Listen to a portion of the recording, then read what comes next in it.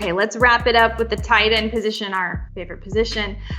Cleveland Browns have been finding David Njoku. He's been getting the targets. He's operating like the number 2 receiver there. You say fire him up this weekend. Yeah, the Chief has been very good. 8.8 fantasy points or more in 4 straight games, and we'll take that at the tight end position.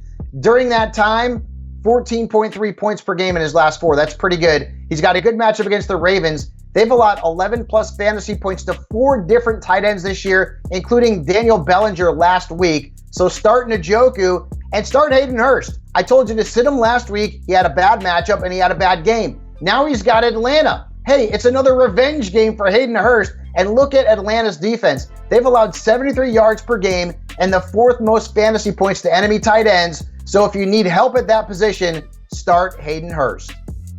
Side note, David Njoku also easily surpassed his player prop last week for 39.5 receiving yards. So be sure you always check those out at SI.com as well. And then as far as who you're sitting at the tight end position, if we have the luxury, of course, there's a lot of bye weeks. Who is on the bench this weekend? Don't chase the points with Mike Gesicki.